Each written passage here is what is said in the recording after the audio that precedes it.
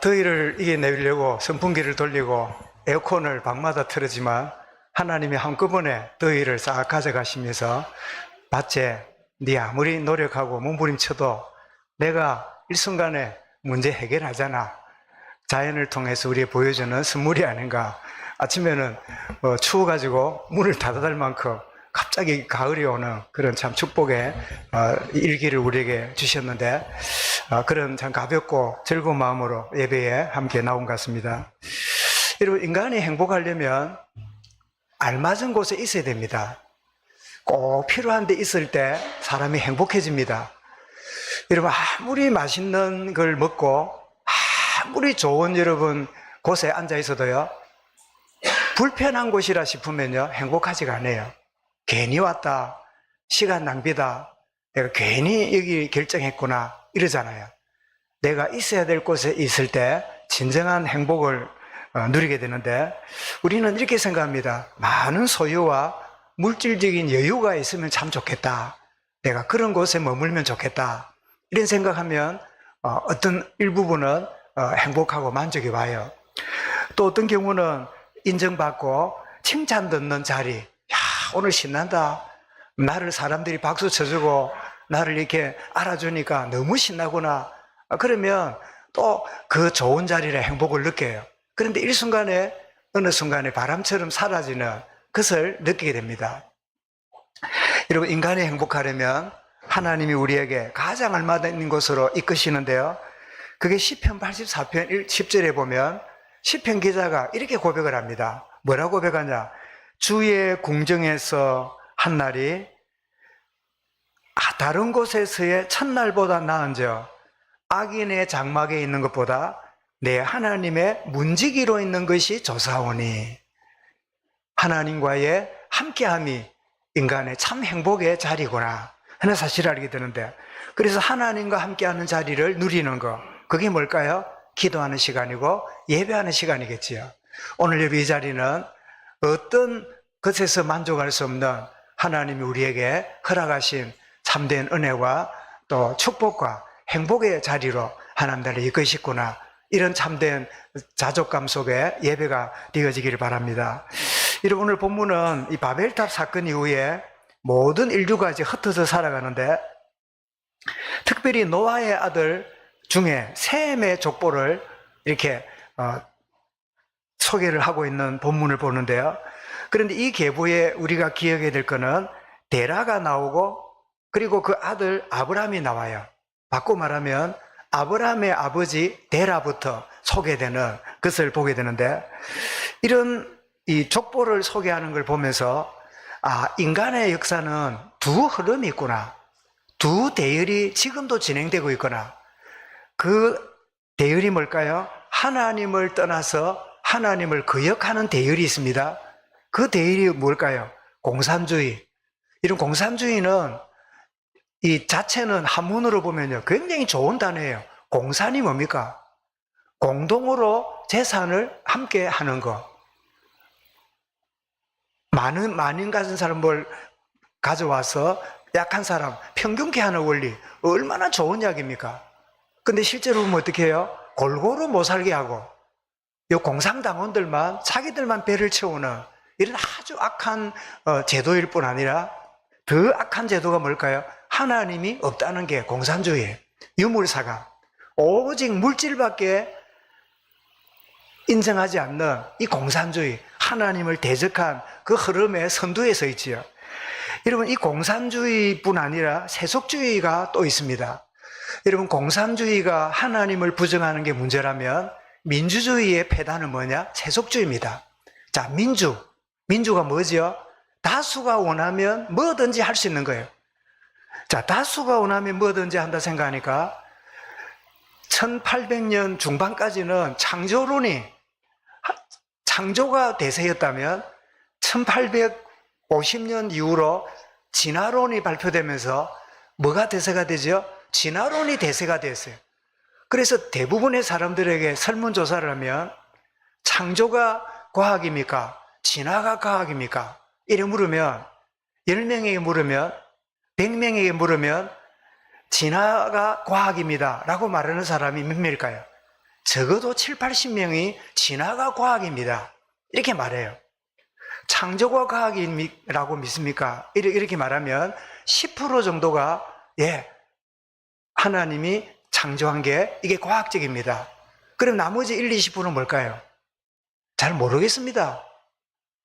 내가 안 봤습니다. 어찌 보면 그 말이 가장 정답이기도 해요. 우리는 하나님이 창조했다는 게 믿어지지만 하나님이 창조하는 걸 본 사람이 없어요. 진화론자들이 진화됐다고 말하는데 진화를 본 사람이 없어요. 모두가 그래서 창조론이라고 말하고 진화론이라고 말해요. 우리는 창조라고 믿는데 창조론을 믿는 게 아니라 우리는 창조를 믿잖아요. 그런데 과학자들은 뭐예요? 창조를 부정하고요, 진화론을 믿어요. 진화를 믿는 게 아니라 진화되었다는 이론을 믿어요. 그러니까 이론이란 말은 뭐지요? 과학적으로 근거가 없다 그 말이에요. 그냥 이론을 믿는 거예요. 그래서 우리는 양보해가지고 창조론이냐 진화론이냐 이렇게 말하는데, 이 진화론이 하나님의 창조를 부정하고, 하나님의 창조를 부정한단 말은 모든 생사복을 주관하시는, 만물을 주관하시는 하나님 역사를 거부한다는 말이잖아요. 그래서 다수의 사람들은 공산주의, 세속주의, 진화론, 이 진화론에서 나오는 또 다른 괴물이 오늘 이 현재를 지배하고 있는데요. 이게 뭘까요? 이게 동성애입니다. 점점점 진화되기 때문에 남성이냐 여성이냐 그건 옛날 이야기래.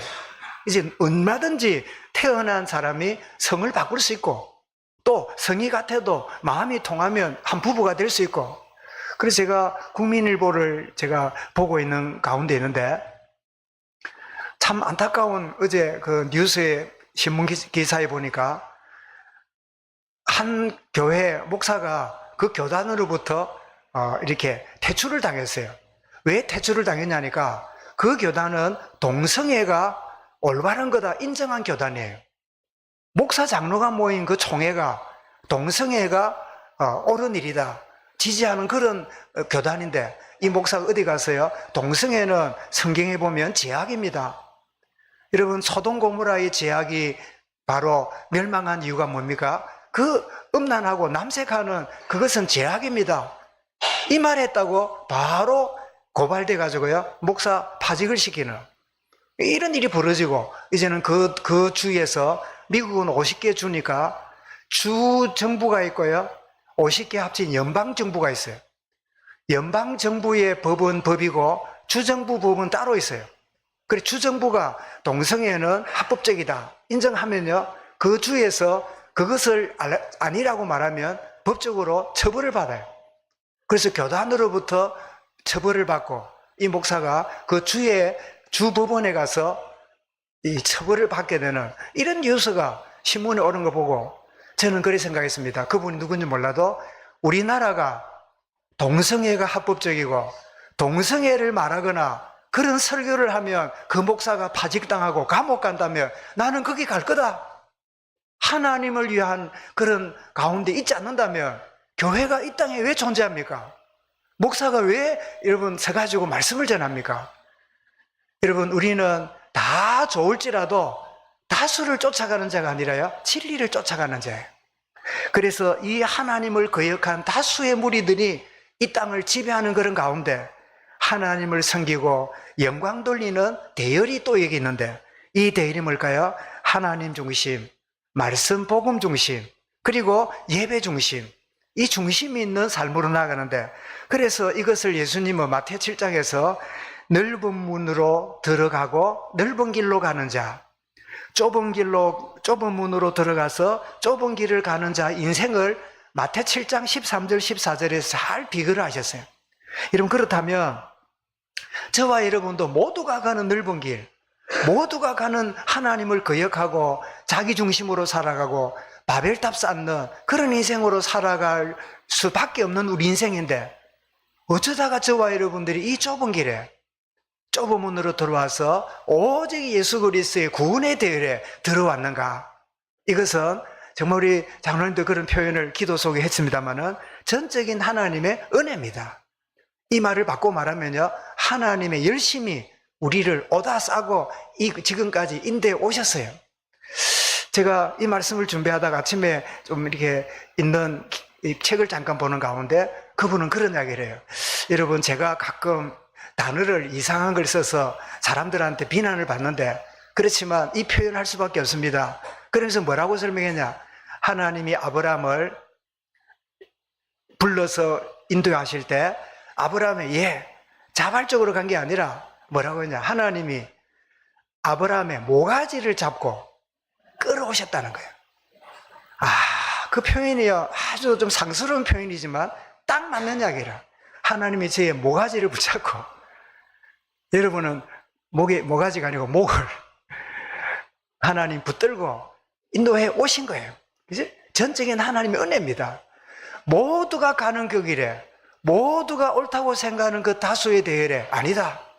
나는 좁은 길, 좁은 문으로 들어올지라도 이것이 진리의 길이고 이것이 참된 하나님의 은혜의 길이다. 이 사실이요, 믿어지게 하는 게 하나님이 뭐를 잡고요?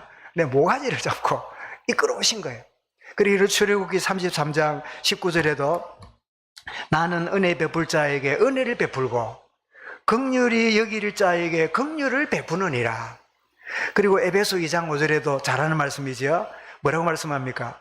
에베소 2장 5절에 허물로 죽은 우리를 뭐라고요? 그리스도와 함께 살리셨고 은혜로 구원을 받은 것이라. 나의 의, 나의 노력이 아니라 전적인 하나님의 은혜로 이 대열에 서게 하셨는데, 그렇다면 이 대열에 서 있는 이 아브라함의 계보를 이제 10장, 11장 끝과 12장으로 들어갈 건데요. 자, 셈의 후손 가운데 누가 태어나냐니까 데라가 태어납니다. 이 데라는 노아의 10대 손입니다. 자, 노아 이후에 10대 손으로 데라가 태어나는데, 이 데라가 결혼을 해가지고 딸이 있는지 모르겠는데 아들 3명을 낳은 거를 오늘 26절, 27절에 소개하는데 누구지요? 아브람, 나홀, 그리고 막내 하란을 낳습니다. 왜 아브라함이라 안 하고 아브라함이 되었을까요?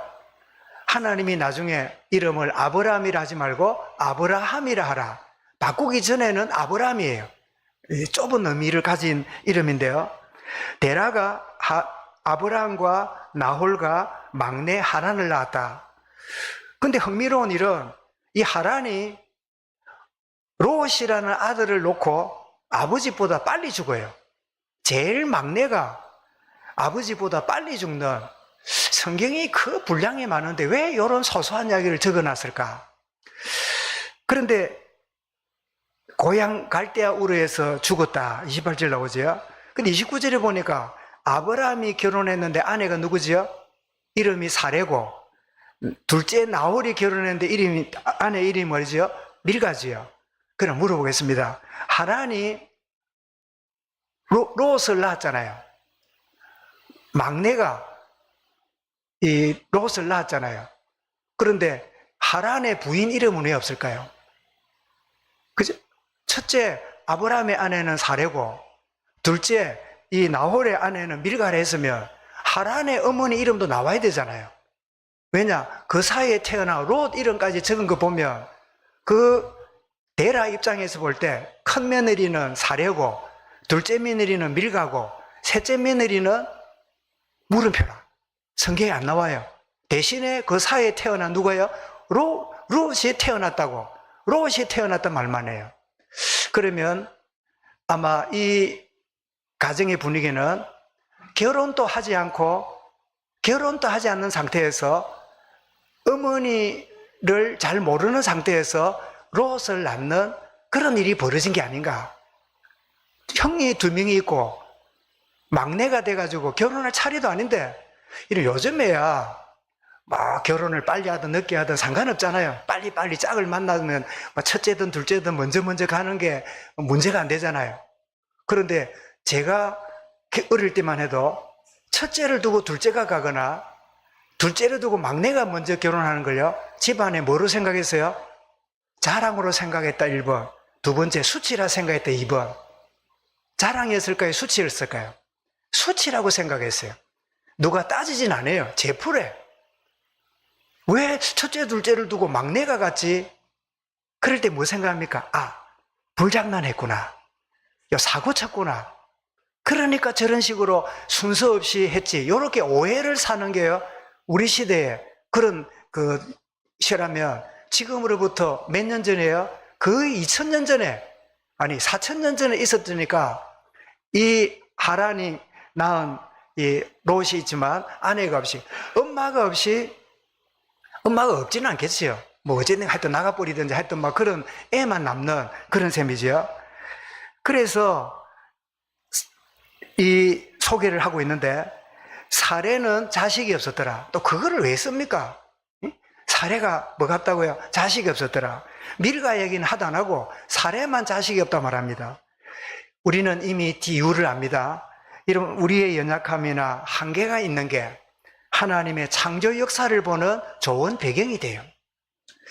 여러분에게 이것만 해결되면, 내게 이것만 없으면, 이것만 잘 처리되면 참 좋겠는데, 여러분 이런 것들이 저와 여러분에게 항상 존재하고 있잖아요. 이것만 잘 끝나면 좋겠는데, 이것만 잘 무사히 정리되면 좋겠는데 왜 이게 해결되지 않고 이럴까? 이런 것 때문에 그걸 기도 제목으로 삼기도 하잖아요. 사례가 아이가 없다. 이것이 뭐지요? 나중에 압니다. 100세에 누구를 하여? 이삭을 낳는 하나님의 창조의 역사의 배경이 되잖아요.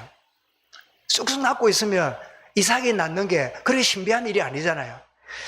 그래서 하나님 역사를 체험할 수 있는 좋은 조건을 하나님 내게 주고 계신다. 여러분 개인적으로, 가정적으로 여러 모양으로 여러분에게 풀리지 않는 숙제 같은 일이 있다면 이것이 하나님이 창조 역사로 함께 하시는 좋은 배경을, 조건을 내가 갖고 있다. 이것 때문에 하나님께 영광을 돌리는 은혜가 있기를 바랍니다. 그래서 에레미야 33장 3절에도 뭐라고요? 굴에 갇혀있는 에레미야를 보고 내가 너를 건져줄게. 그러지 않고 뭐라고요? 일을 행하는 여호와, 일을 성취하는 여호와가 말하노니 너는 내게 부르짖으라. 에레미야에게 있는 가장 악한 조건이 부르짖을 때 네가 알지 못하는 크고 비밀한 일을 내가 너에게 보이리라. 그래서 에레미야가 겪고 있는 어려움은 하나님이 알지 못하는 크고 비밀한 일을 열어가시는 뭐가 돼요? 좋은 조건이잖아요. 한번 따라하겠습니다. 나는 좋은 조건을 갖고 있습니다. 아멘. 이게 영의 사람이 되어야 깨닫는 말이에요. 무슨 소리입니까? 이게 나에게 치명적인 숙제인데요.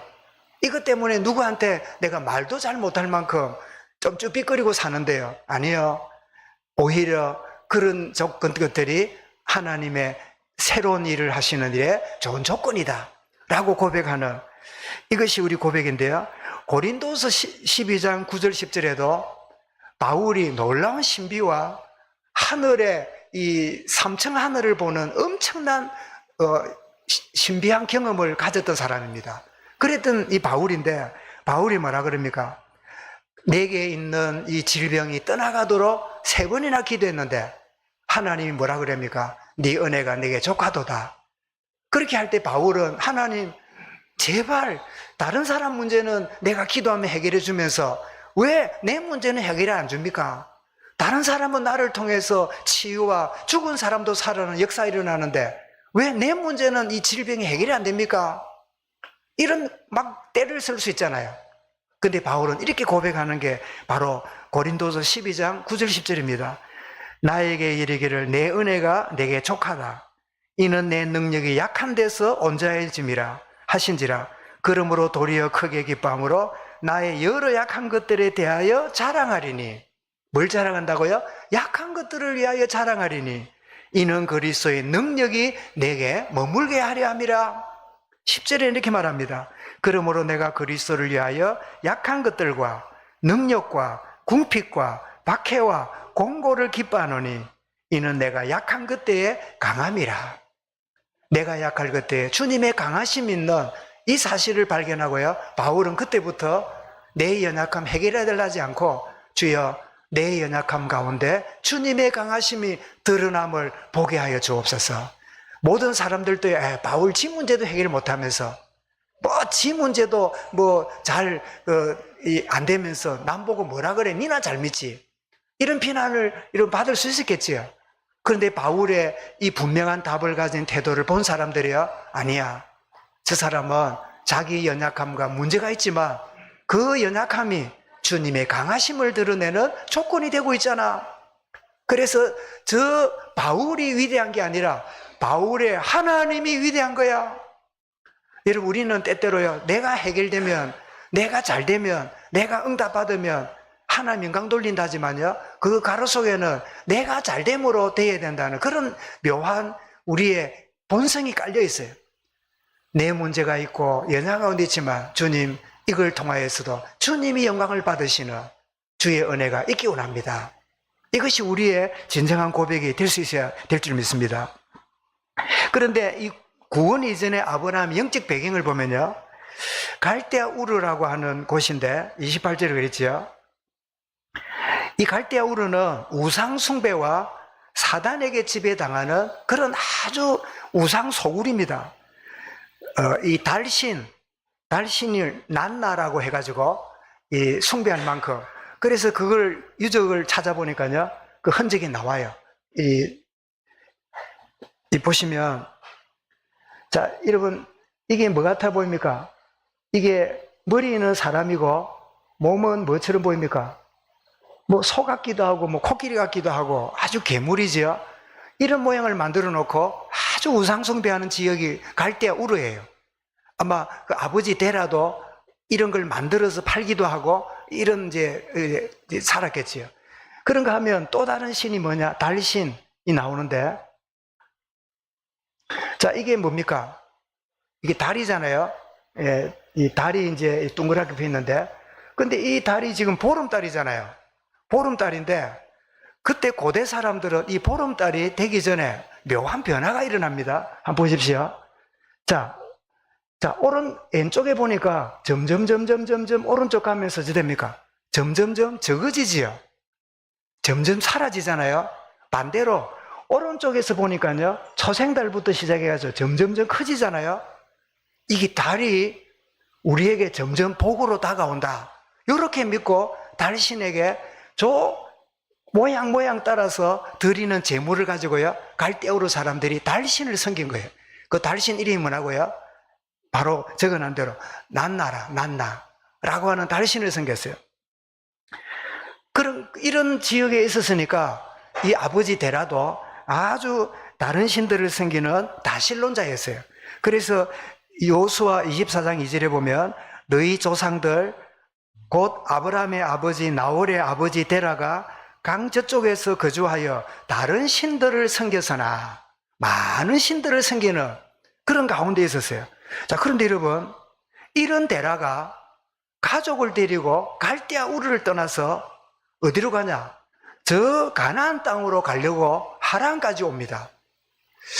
그래서 이 데라가 이 갈대아 우르를 떠나는 이유가 뭘까? 그래서 그전에는 제가 아브라함이 하나님 부름 받아가지고 떠난 걸로 생각했는데, 아버지가 주도해서 떠나요. 오늘 성경을 보십시오. 분명히 아브라함이 아니라 분명히 뭐라고 말씀합니까? 31절에 보니까요, 아브라함이 그들을 데리고 떠난 게 아니라 뭐라고요? 데라가, 아니 우상숭배하고 다신론자고 갈대아 우르에서 완전히 우상장사하는 이 양반이 무슨 생각으로 갈대아 우르를, 고향을, 자기 사업터를, 자기 그 뜰을 떠났다고 생각했을까요? 떠난 이유가 뭘까요? 아까 제가 힌트를 드렸습니다. 여러 가지 추측이 가능한데, 첫 번째는 이 막내가 정상적인 결혼도 안 하고 아를 낳았으니까요, 동네 창피한 일이라. 그러면 어떻게 돼요? 그 지역을 떠나는 거야. 그 지역을 떠나는 거. 그래서 이 집안의 수치라 생각하고 자기 모든 정든 지역을 떠나려 한 게 아닌가. 데라가 떠나는 이유 첫 번째. 두 번째는, 여러분이 갈대아 우르는 무슨 문명이 있었다 그랬죠? 메소포타미아 문명이잖아요. 그래서 토지가 좋고 농사가 잘 되니까 많은 민족이 쳐들어와 가지고 그 지역을 장악하려는 전쟁터가 됐어요. 그러니까 이 데라가 가만히 보니까 쳐들어온 민족이 너무 강하니까 여기 있다가는 나도 힘들고 우리 자손들이 여기에서 평안하게 살 수가 없을 것 같아. 그래서 전쟁을 피해 가지고 떠난 게 데라가 떠난 이유다. 이렇게 또 추측을 합니다. 제가 추측 몇 가지 말했습니까? 두 가지 말씀드렸죠. 하나는 결혼도 안 한 이 막내가 애를 낳았으니까 동네 창피해서 떠났고, 두 번째 뭐라고요? 적군이 쳐들어오니까 그 전쟁을 피해가지고 안전한 곳으로 간다는 게 저 북쪽에 있는 곳으로 하란으로 갔고, 세 번째 이유가 있는데 저는 세 번째로 봅니다. 이거 있는데요. 여러분 12장에 딱 들어와서 아브라함이 하나님의 부름받는 장면이 나오잖아요. 그런데 이미 여러분 성경이 12장에 있다고 11장보다 뒤에 있으라는 법이 없어요. 성경은 순서를 때로는 앞에 거를 뒤에 적고 뒤에 거를 앞에 적기도 하거든요. 이 추측이 가능합니다. 자, 데라가 지금 아브라함이 나이가 몇 살입니까? 75세지요. 자, 75세 먹은 이 장남이 잠을 자지 못하고 고민을 해요. 그래서 묻습니다. 아브라함아, 장남, 나의 이제 핏줄이니까 장남에 대한 마음이 극진하잖아요. 그래서 묻습니다. 장남아, 네가 무슨 일이 있길래 그걸 고민하냐니까. 아버지,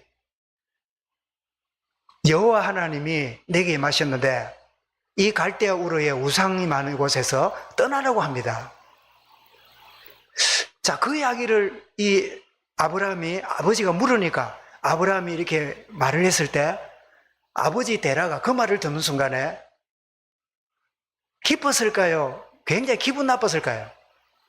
어떤 것 같아요? 우리 오른쪽에 우리 어르신들이 계시니까 우리 김창인 집사님이고 김 지사님 딸이 와가지고 아버지 예수 믿고 교회 가세요 이럴 때 할렐루야 이랬습니까? 내가 만다고 이랬습니까? 네? 1분이었습니까? 2분이었습니까? 예.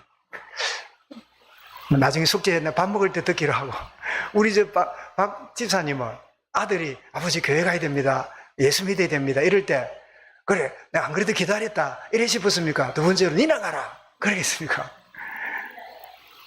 예, 여러분 지금 이렇게 밝은 세상인데도 왜 내가 교회를 가? 평생 내가 절에 갔는데 내 이름이 절에 올라가 있는데 어딜 가? 집안 망하지.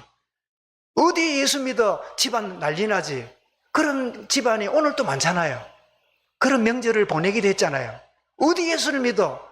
어디 이런 면회가 하나 들어가지고 우리 집안 망하려고 재수없게 막 그런 여러분 지금도 우리 그런 이 밝은 세상에도 그렇잖아요. 근데 4,000년 전에 대대로 우상 숭배했던 데라가 이 장남이 자기에게 제사 지내고 영원히 자기를 모셔야 될 장남이 또 하는 말이 여호와 하나님이 여기를 떠나랍니다.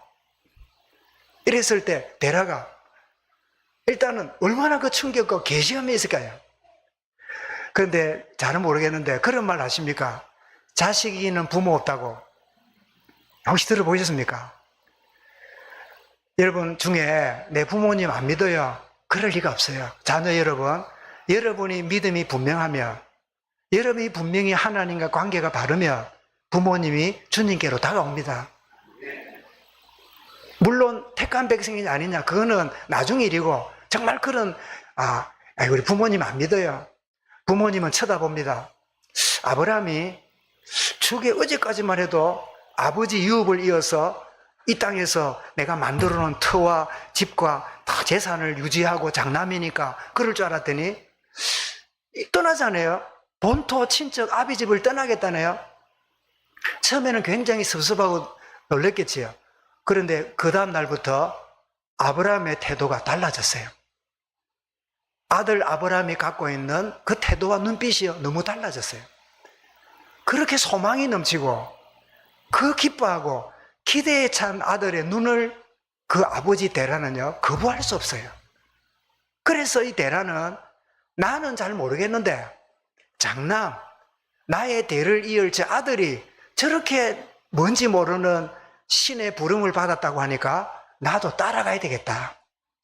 저는 그래서 오늘 이것이요 말씀에 후대를 위한 부모의 결단입니다. 여러분 우리가 후대에게 물질도 물려주고 명예와 세속적인 성공을 여러분 물려주는 걸 얼마나 귀한 일이에요. 그러나 진짜 하나님을 섬기고 정확한 복음 안에서 자녀들이 살아간다면 거기에 내 모든 것을 내려놓을 수 있는 거예요. 제가 아침에 큐티 하는 책을 읽는 중에 12살짜리 아들이요, 늘 어릴 때 따라가던 엄마가 절에 가서 비는, 거기 가서 엄마도 절을 하고 지도 절을 하고 하다가 12살짜리가 절간에 가서 부처 얼굴을 보니까요, 막 곰팡이가 피어있고 이런 걸 보면서요, 저 더러운 부처가, 저 만들어 놓은 신이 무슨 복을 주겠는가. 그러면서 마음속으로 살아계신 신이 있다면 내가 그 신을 믿고 싶습니다. 이런 고백을 12살 때 했던 거예요. 자, 그런데 30년이 흘렀습니다. 따라다녔겠죠. 어머니가 절에 가니까 따라갔죠. 12살짜리가 30년 지났으니까 몇 살입니까? 40대가 됐잖아요. 됐는데 어느 날 전도자가 와가지고 하나님이 세상을 창조하시고 예수 그리스도를 구원자로 보내시고 이야기를 해주니까요, 12살 때 절간 앞에서 고백하면서도 계속 절에 갔던 그 사람이 뭐라고 말하냐. 예, 제가 30년 전에 그 우상 앞에서 살아계신 하나님을 이미 내가 믿고 있습니다. 제가 그 예수를, 이제 내가 정확한 길을 알았으니까 그 주님을 내가 받아들이겠습니다. 이런 고백을 하는 걸, 감정하는 걸 제가 읽으면서, 그래, 저 사람 안 돼. 절에 가니까 천만에요. 하나님은 어떤 모양이든지 구원의 자리로 부르시는 하나님의 때가 있는 거예요. 아브라함이 아들이 구원의 하나님, 영광의 하나님의 그 만남을 통해서요, 그 아들에게 일어난 변화가 잘 모르지만 이 아버지도 그래 떠나자, 뭐 수치스러운 것도 있고 전쟁도 있다고 하니까 네에게 뭔지 모르지만 아들 네 표정을 보니까 내가 거부할 수 없는, 내가 정말로 부정할 수 없는 뭐가 얘한테 있는 것 같다. 그래, 네가 원한다니까 가자. 그래서 데라가 떠나간 게 아닌가. 그래서 여러분, 오늘 주보에 나오는 이 그림, 저기가 이 그림입니다. 자, 지금 저 낙타에 저 타 있는 분이 누굴까요? 저 낙타 제일 높이 있는 분이 아버지 데라겠지요. 누가 데려갔을까요? 앞에 있는 아브라함이나 아들들이 저리 데리고, 옆에 그림 빨간 옷 입은 저 조그마한 낙이 탄 여자는 사라겠지요. 그러니까 장남이니까 아버지를 모시고 옆에는 뭐 동생들이나 뭐 이런 어떤 모양이지요. 이렇게 해서 이제 어디로 갑니까? 가나안을 가려고 하는데 코스가 북쪽으로 갔다가 남쪽으로 내려오는가 봐요. 그래서 중간쯤 올라갔다가 내려와야 되는데 그 중간 지역이 뭐냐? 하란 지역이에요. 그래서 하란까지 왔는데 아버지는 거기서 죽습니다. 가나안을 들어가지 못하고. 그래서 어떤 분은 이 본문을 가지고 설교를 그러더라고요. 자, 데라가 가나안을 향해 출발을 했는데 믿음이 없어서 중간에 죽은 실패한 신앙이다. 그렇게 설명을 하는데 저는 그렇게 보지 않습니다. 데라는 처음부터 하나님 몰랐어요. 처음부터 구원의 비밀을 몰랐어요. 다만 아들이 너무 놀라워하고 아들이 너무 기뻐하니까 거부할 수 없는 부모로서 자녀를 위한 결단으로 그냥 나섰고 하란까지 와서 죽어. 그래서 데라가 천국에 있는지 없는지 그거는 참 천국 가서 확인해 볼 일이에요.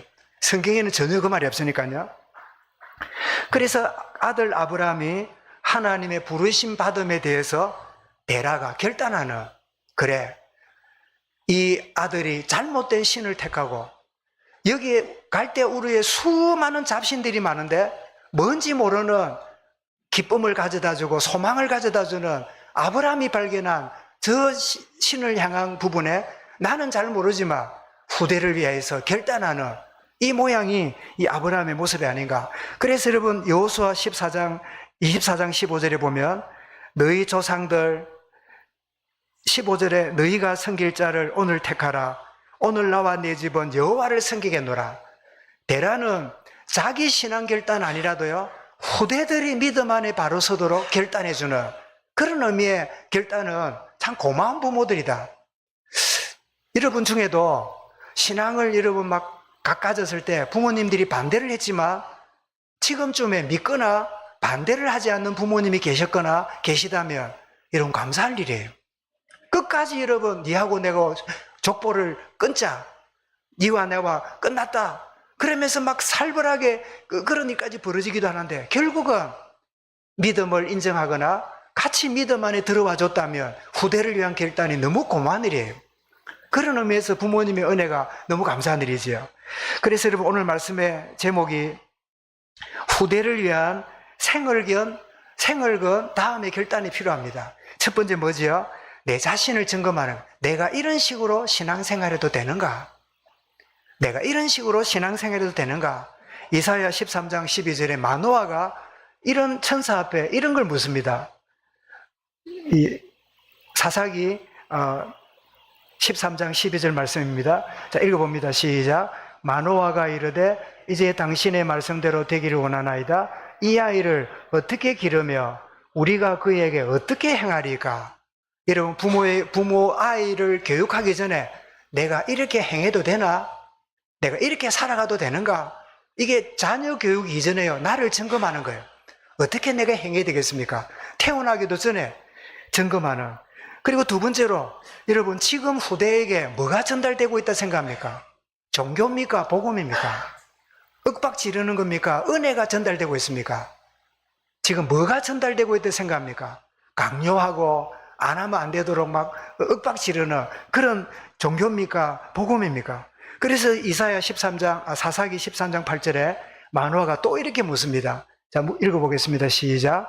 마노아가 여호와께 기도하여 이르되 주여나니 주께서 보내셨던 하나님의 사람을 우리에게 다시 오게 하사 우리가 그 날 아이에게 어떻게 행할지를 우리에게 가르치게 하소서. 자, 첫 번째 질문은 뭐예요?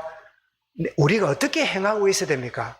두 번째는 뭐라고요? 어떻게 아이에게 가르쳐야 됩니까? 자신을 점검하고 두 번째로 지금 뭐가 전달되고 있는가를 정말 진지하게 하나님 앞에 확인해보는. 그러면서 세 번째입니다. 후대들에게 반드시 꼭 전달될 게 있습니다. 반드시면 되는데 왜 꼭이라고 썼을까요? 강조하고 싶었거든. 반드시 꼭 전달될 게 뭘까요? 바울은 디모데서에서 이렇게 밝힙니다. 자, 디모데후서 3장입니다. 시작. 그러나 너는 배우고 확신한 일에 거하라. 너는 내가 누구에게 배운 것을 알며. 15절입니다. 또 어려서부터 성경을 알았나니 성경은 능인으로 하여금 그리스도 예수 안에 있는 믿음으로 말미암아 구원에 이르는 지혜가 있게 하느니라. 16절입니다. 모든 성경은 하나님의 감동으로 된 것으로 교훈과 책망과 바르게 함과 의로 교육하기에. 여러분, 이 교육이란 말은요, 징계라는 뜻이 포함된 단어입니다. 징계가 포함된 교육이지요. 17절입니다. 이는 하나님의 사람으로 온전하게 하며 모든 선한 일을 행할 능력을 갖추게 하려 함이라. 여러분, 하나님 말씀, 복음이 우리 후대에게 꼭 필요한 겁니다. 여러분, 이것만 전달되면 자녀들에게 더 이상요 기도하거나 신경 안 써도 돼요. 생명의 복음이 그 영혼에 깊이 자리 잡다면 그때부터 부모는 그냥 내버려도 돼요. 그 아이를 황무지에 두어도요 살아남고 응답받아요. 우리가 너무 잘해주고 오다 싸고 그래 안 해도요 하나님이 그 인생을 이끌어 가십니다. 왜냐하니까 예수 생명이, 하나님의 아들 생명이 있으면 하나님 아들이기 때문에, 자녀이기 때문에 하나님이 책임지고 이끌어 가시는 거죠. 그래서 마지막으로 디모데후서 1장 14절 한 번 더 확인하고 마치겠는데요. 자, 다 같이 읽어보겠습니다. 시작. 우리 안에 가시는 성령으로 말미암아 내게 부탁한 아름다운 것을 지키라. 여러분, 부모 세대가 자녀들에게 아름다운 것을 전달해야 돼. 그게 뭐지요? 말씀과 복음입니다. 그래서 여러분, 그 이야기 얼핏 들었잖아요. 우리 김영근 사님이 무슨 이렇게 생각하고 이랬으니까 우리 큰 손주 하담이가 아니고 세임이가 뭐란답니까? 할머니가 내한테 이런 말씀 했잖아요. 이러기를 얼마나 부끄럽던지. 그러면서도요, 심어놓은 게 손자에게 나오잖아요. 내가 심어놨잖아요. 그러니까 내가 퍼뜩 정신을 차리겠지요. 이제 정말 후대에게도 꼭 필요한 게 있습니다. 그게 뭐지요? 복음입니다. 하나님, 우리 후대에게 생명의 복음이, 하나님의 영광의 복음이 전달되는, 이것이 부모된 우리에게 꼭 전달되는 나의 마지막 소원이 되게 해 주옵소서. 이런 응답을 누리는 내 남은 생에 우리 후대들이 복음의 바톤을 붙잡고 달려가는 축복의 우리 가정과 가문이 될 수 있기를 주 이름으로 축원합니다. 감사합니다, 주님. 우리 후대에게 무엇이 전달되고 있는지, 무엇을 전달해야 되는지, 꼭 필요한 것이 무엇인지, 데라는 그 아들 아브라함이 하나님 부름받음에 뭔지를 모르지만 후대를 위하여 결단한 것처럼 후대를 생각하며 후대에게 무엇이 전달되는가를 진지하게 생각하고 종교적인 억압이 아니라 복음의 참 자유가 흘러가며 전달되며 그 마음에 자리 잡는 참된 응답을 우리 가정마다 가문마다 온 교회가 체험하도록 은혜 다하시고 역사하여 주옵소서. 주 예수 그리스도 이름으로 기도드리옵나이다.